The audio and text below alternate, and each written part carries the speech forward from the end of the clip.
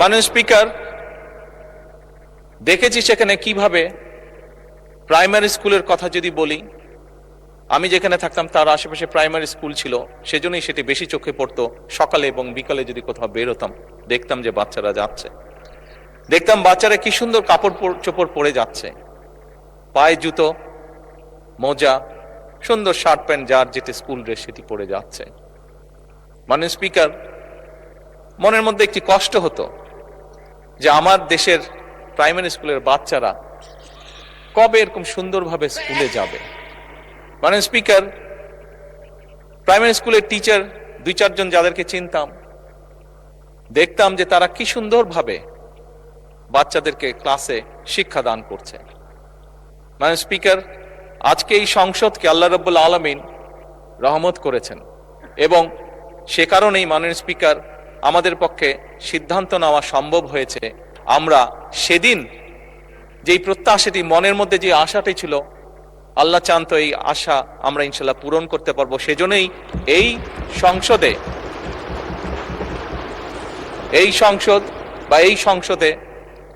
মাধ্যমে যে সরকার গঠিত হয়েছে, মাননীয় স্পিকার, এই সরকার সিদ্ধান্ত গ্রহণ করেছে এবং কাজও শুরু করেছে। আমরা ইনশাল্লাহ আগামী জুলাই মাস থেকে পর্যায়ক্রমিকভাবে ধীরে ধীরে প্রাইমারি স্কুলের বাচ্চাদেরকে স্কুল ব্যাগ দিব, পর্যায়ক্রমিকভাবে বাচ্চাদের আমরা স্কুল ড্রেস দিব এবং পর্যায়ক্রমিকভাবে মাননীয় স্পিকার আমরা বাচ্চাদেরকে জুতার ব্যবস্থা ইনশাল্লাহ করব। এখন আসুন, মাননীয় স্পিকার, বিরোধী দলীয় নেতা বলেছেন পরিবেশের কথা। কিসের পরিবেশ? শিক্ষাঙ্গনের পরিবেশ। উনি উনার কিছু কনসার্ন এক্সপ্রেস করেছেন। মাননীয় স্পিকার, আমিও এই দেশের শিক্ষা প্রতিষ্ঠানে পড়েছি। 90-এর স্বৈরাচার বিরোধী আন্দোলনের সময় আমি বেশ অনেকবার সেই সময় রাজনৈতিক ডামাডোলে শিক্ষাঙ্গনের মধ্যে পড়েছিলাম। দুই একবার বেশ সিরিয়াস অবস্থার মধ্যে পড়ে গিয়েছিলাম। মাননীয় স্পিকার, স্বাভাবিকভাবেই আমি চাই আমার দেশের সন্তানেরা একটি সুন্দর পরিবেশে লেখাপড়া করুক। মাননীয় স্পিকার, সার্বিক বিশ্ব পরিস্থিতিতে আমরা দেখেছি বিশ্বের প্রত্যেকটি দেশ মধ্যপ্রাচ্যে যে ক্রাইসিস যাচ্ছে, যে যুদ্ধ অবস্থা, তার কারণে পৃথিবীর প্রায় প্রত্যেকটি দেশ জ্বালানির সমস্যার সম্মুখীন হয়েছে, যার তাপ হয়তো বাংলাদেশে এসেও লেগেছে। বাংলাদেশের মানুষ বেশ কিছুদিন কষ্ট পেয়েছে এটিতে। আমি বিরোধী দলের নেতার সাথে এই ব্যাপারে কম বেশি একমত। মাননীয় স্পিকার, বিরোধী দলের পক্ষ থেকে সেদিন একটি প্রস্তাবনা দেওয়া হয়েছিল যে এই সমস্যাটি যদি আমরা উভয় একসাথে বসি আলোচনা করি, তাহলে হয়তো মিটমাট করা বা একটা সুরাহা বের করা সম্ভব হবে। মাননীয় স্পিকার, সেদিন পরের দিন আপনি উপস্থিত ছিলেন এই সংসদে। আপনার সামনেই আমি আমাদের অবস্থান থেকে আমাদের প্রস্তাবনা বিরোধী দলের কাছে উপস্থাপন করেছি। আমরা যৌথভাবে একটি কমিটি গঠন করেছি এ ব্যাপারে আলোচনা করে কি সিদ্ধান্ত নেওয়া যায় যাতে দেশের মানুষ স্বস্তিতে থাকতে পারে। মাননীয় স্পিকার, আমি মনে করি আমরা আজও এই সমস্যার সমাধান উভয় পক্ষ একসাথে বসে নিশ্চয়ই ইনশাল্লাহ বের করতে সক্ষম হব।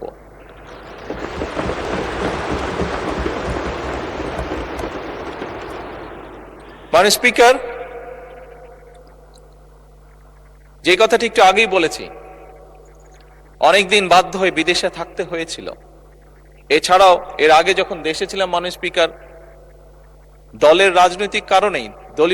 রাজনৈতিক কারণে প্রায় বাংলাদেশের বিভিন্ন গ্রাম, জেলা, উপজেলা, পৌরসভা সফর করেছি দলীয় কাজে।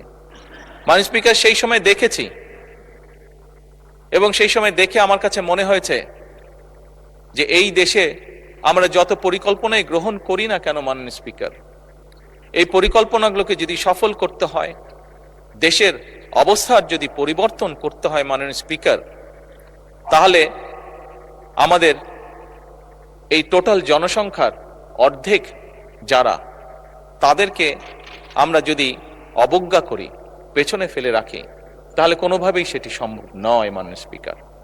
এবং সে কারণেই মাননীয় স্পিকার 1991 থেকে 96 এবং 2001 থেকে 2006 সাল যখন বাংলাদেশ জাতীয়তাবাদী দল দেশনেত্রী খালেদা জিয়ার নেতৃত্বে দেশ পরিচালনার দায়িত্বে ছিল, তখন আমরা মেয়েদের শিক্ষা ব্যবস্থা ক্লাস 12 পর্যন্ত আমরা ফ্রি করেছিলাম।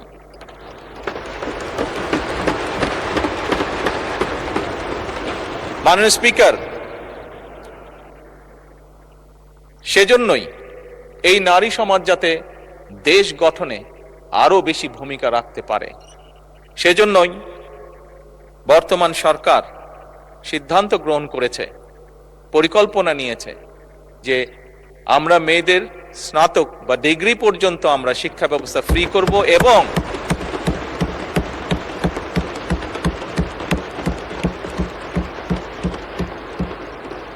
মাননীয় স্পিকার, যারা ভালো রেজাল্ট করবে, যে সকল মেয়েরা ভালো রেজাল্ট করবে, তাদেরকে আমরা উপবৃত্তির ব্যবস্থা করব ইনশাআল্লাহ সরকার থেকে।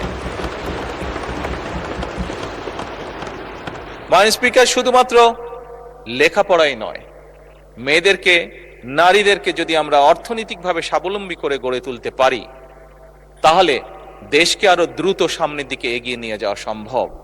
এবং এইটি করার লক্ষ্যেই আমরা ফ্যামিলি কার্ড নামে একটি কার্ড, এটার প্রতিশ্রুতি আমরা নির্বাচনের আগে দেশের জনগণের কাছে দিয়েছিলাম। আবারও আল্লাহর কাছে অশেষ শুকরিয়া আদায় করি, আল্লাহর রহমতে এই ফ্যামিলি কার্ড যেটি আমরা প্রতিশ্রুতি দিয়েছিলাম, সেটিরও বাস্তবায়নের কাজ আমরা শুরু করেছি। এবং এই সংসদেই মাননীয় স্পিকার, দুদিন আগে আমাদের তরুণ সদস্য জনাব হাসনাত আমাকে ফ্যামিলি কার্ড নিয়ে একটি প্রশ্ন করেছিলেন যে এই ফ্যামিলি কার্ড কিভাবে কন্ট্রিবিউট করতে পারে দেশের ইকোনমিতে। আমি সংক্ষেপে সেটি তুলে ধরেছিলাম এই মহান সংসদের সামনে। এবং সেদিন আমি পরিষ্কারভাবে বলেছিলাম, অনেকেই হয়তো, অনেকের মনেই প্রশ্ন আসে এত টাকা কিভাবে দিবে এবং এত টাকা এইভাবে দিয়ে দিলে সম্ভব কিনা। আমাদের সকলকে বিষয়টি একটু অন্যভাবে দেখতে হবে। যেই টাকাটি আমরা ফ্যামিলি কার্ডের মাধ্যমে দিচ্ছি, এটি ইনভেস্টমেন্ট হিসেবে দেখতে হবে, এবং আপনি যখন ইনভেস্ট করবেন রিটার্ন অবশ্যই আসবে। আমি সেদিন বলেছিলাম,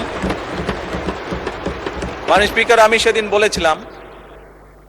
সেদিন বলেছিলাম যে এই ফ্যামিলি কার্ডের যেই টাকা ফ্যামিলি কার্ডে যাবে, একজন নারী যেটি পাবে, উনি যেই কাজে ব্যবহার করবেন এই টাকাটা, সেই ব্যবহৃত টাকাটা এই দেশের গ্রামীণ অর্থনীতিকে ধীরে ধীরে শক্তিশালী করে তুলবে।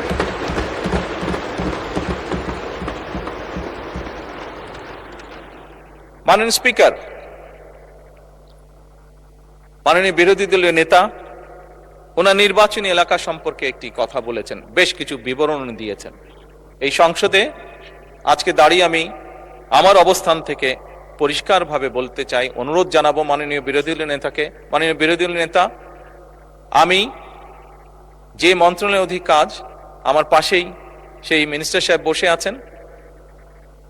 প্রোটোকল হিসাবে মিনিস্টার সাহেবকে আমি এরই ভিতরে নির্দেশনা দিয়েছি যে আপনার কাজগুলো উনি দেখবেন, এবং তার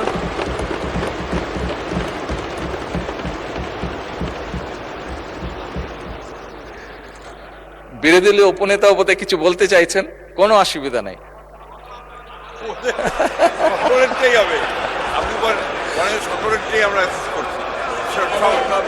মাননীয় স্পিকার, যে এক মিনিট, একটু আগে ফরিদপুর 1 আসনের সংসদ সদস্য এসেছিলেন, উনিও কিছু কথা আমাকে বলেছেন। মাননীয় স্পিকার, আমি প্রথমেই বলেছি এই সংসদ বাংলাদেশের মানুষের জন্য, এই সংসদ বাংলাদেশের জন্য।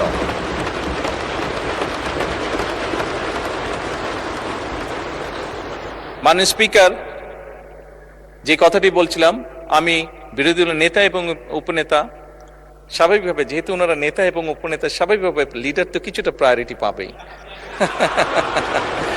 ওনাদের দুজনকে বলব, দয়া করে আপনাদের বিষয়গুলো যদি আমার অফিসেও যদি একটা কপি পাঠিয়ে দেন, আমি নিজে চেষ্টা করব দেখার জন্য বিষয়গুলো।